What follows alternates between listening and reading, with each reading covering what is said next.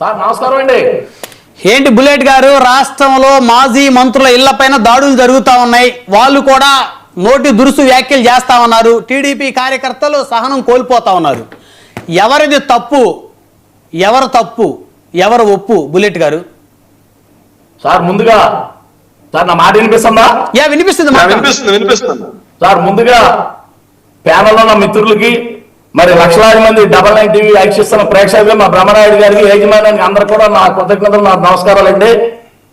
ఏదైతే ఇప్పుడు శేఖర్ రెడ్డి గారు మాట్లాడారు, గురింత కింద సామెత గుర్తు తీసుకొచ్చారు శేఖర్ రెడ్డి గారు. ఎందుకంటే శేఖర్ రెడ్డి గారు మీరు మాట్లాడే దాంట్లో వాస్తవాలు కొన్ని ఉంటే అవాస్తవాలు చాలా ఉన్నాయి. ఏమంటే మేము ఖండిస్తున్నాం. ఎందుకంటే ఇవాళ అంబటి రాంబాబు గారి ఇంటి మీద దాడిని ఎవరు కూడా సమర్థించరు. 100% ప్రతి ఒక్కరు కూడా సభ్య సమాజంలో మనందరం బతుకుతున్నాం, సభ్య సమాజంలో ఉంటున్నాం కాబట్టి ప్రతి ఒక్కరు కూడా ఖండిస్తున్నాం ముక్తఖండంతో. అలానే మీరేదో పెద్ద మహానుభావులు మాత్రం కాదండి. మీ హయాంలో మీ పార్టీ అధికారంలో ఉన్నప్పుడు మరి అదే జోగి రమేష్ గాని మరి మీరు గాని పార్టీ ఆఫీస్ తగలబెట్టినప్పుడు ఏమైందండి? పట్టాభి ఇంటి మీద దాడి చేసినప్పుడు ఏమైందండి? అప్పుడైతే మీరు తేరతాలు అప్పుడు గురించి కింద గుర్తు రాలేదా సార్? అందుకే బుల్లెట్ గారు వాళ్ళది అయిపోయింది, తీసేయండి. ఇప్పుడు చెప్పండి.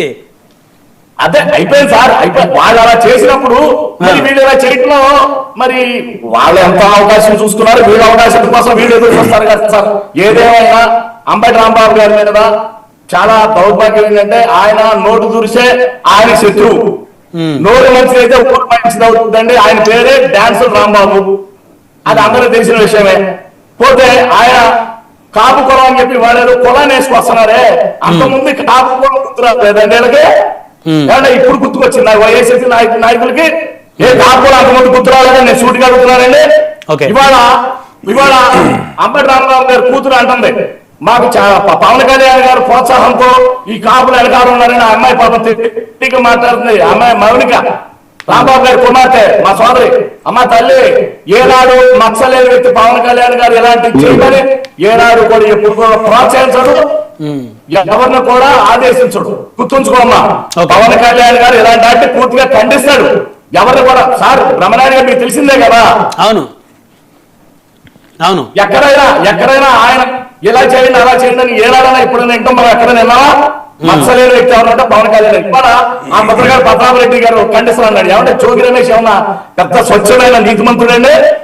తెలంగాణ నియోజకవర్గంలో మట్టి మాఫియా, లిక్కర్ మాఫియా, వేల కోట్లు దండుకున్న అవినీతి పరుడు ఎవరంటే తెలంగాణ నియోజకవర్గంలో జోగి రమేషే.